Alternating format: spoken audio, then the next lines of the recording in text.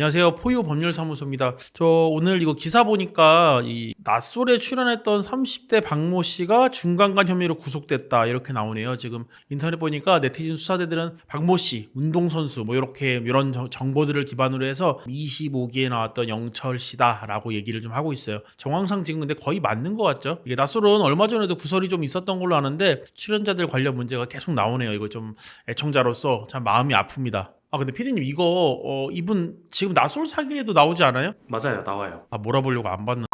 자, 여러분들 이거 준강간이라고 하니까 조금 생소하실 수도 있는데 상대방의 심신미약이나 항거불능 상태를 이용해서 범죄가 이루어지면 그게 준강간입니다. 보통 상대방이 이제 만취 상태인 것을 이용해서 범죄가 일어나는데 뭐 클럽이다, 술집이다 뭐 이런 데서 처음 만나서 원나잇을 했는데 당일 아니면 뭐 그 다음 날에 상대방으로부터 고소를 당했다. 뭐 이런 케이스가 대부분입니다. 자, 이번 사건도 한번 보면 이제 기사 내용을 좀 보면요. 마포구에 위치한 주차장에서 새벽 3시경에 범행이 있었다라고 나옵니다. 아마 함께 술을 마신 상태에서 범행이 이루어졌을 가능성이 좀 높아 보이죠. 자, 저희 회사에서도 이거 성범죄 사건 진짜 많이 하거든요. 그래서 중간간 사건도 굉장히 많이 처리를 저희가 하는데 중간간 사건에서 요건이 뭐냐면 이제 심신미약, 항거불능 상태에 있었냐 없었냐 이게 핵심입니다. 그래서 방어할 때도 주변 CCTV 아니면 막 증거자료 같은 걸 다 저희가 딴단 말이에요. 그래서 상대방 여성이 정상적인 판단 능력을 상실하거나 저하된 상태가 아니었다라는 부분을 저희가 주장을 하게 됩니다. 물론 이제 여성분은 이제 소위 말하는 필름이 끊긴 상태여갖고 기억을 아예 못할 수도 있어요. 근데 CCTV로 봤더니 걸어 다니는 것도 좀 멀쩡하고 행동하는 것도 이상하지가 않았다라고 하면 여성이 성관계 당시 상황을 기억을 못할 뿐인 거지 피해자가 뭐 성관계나 성적인 접촉을 적극적으로 응했을 가능성도 좀 있는 거잖아요.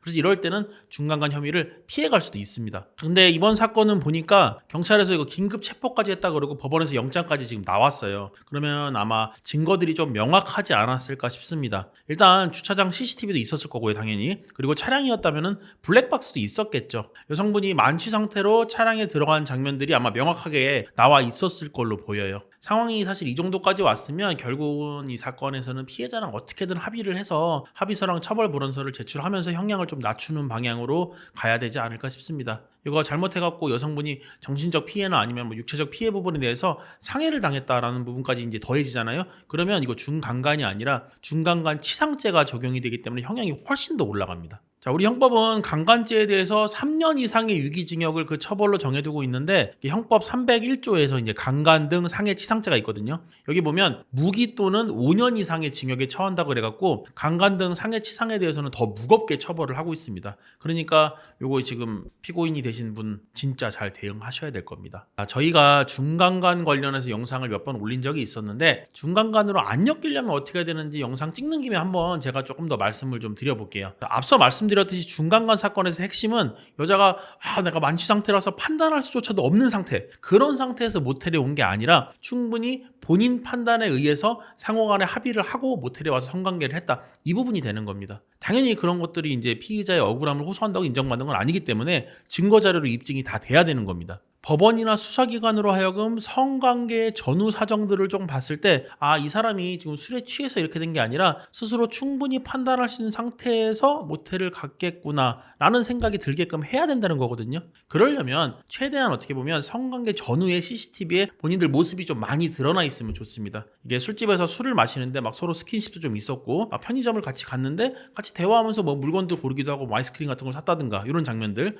그리고 모텔까지 멀쩡하게 걸어서 들어갔다거나 이런 부분들이 영상으로 증거로 딱 남아 있어요. 그러면 딱 볼 때도 서로 애초부터 호감이 좀 있었겠구나, 여자가 만취 상태가 아니라 스스로 판단해서 모텔에 갔을 수 있었겠구나 라고 판단할 수가 있잖아요. 근데 만약에 반대로 상대방이 막 비틀거리고 막 남자한테 엎혀서 모텔에 들어가고 막 이래요. 이러면 피고인 측에 불리한 증거가 되는 거죠. 자, 그리고 이거는 요즘에 좀 저희가 상담해보면 다들 잘 아시던데 모텔비를 될 수 있으면 상대방이 좀 계산하게끔 하는 게 좋습니다. 그 순간에 이제 만취 상태인지 아닌지 뭐 이건 차치하고서라도 겉으로 보인 모습은 이 사람이 충분히 계산을 할 정도로 의식이 있었구나 라는 부분이 이제 보일 수가 있는 거고요. 또 하나는 모텔에 오는 것에 대한 의사가 충분히 있었다고 판단될 수도 있는 부분이기 때문에 이건 조금 유리한 부분입니다. 그리고 제일 중요한 거는 사실 뭐 대화 내용이 녹음이 돼 있어서 성관계에 대한 동의가 있었다 이런 부분 확실하면 제일 좋겠지만, 그게 안 되면 다른 정황 증거들을 통해서 성관계에 동의가 있었음을 추단할 수 있는 증거들을 좀 만들어 갖고요, 상대방한테 성관계 의사가 있었다는 사실을 조금 이렇게 애매하게 만들어 버리면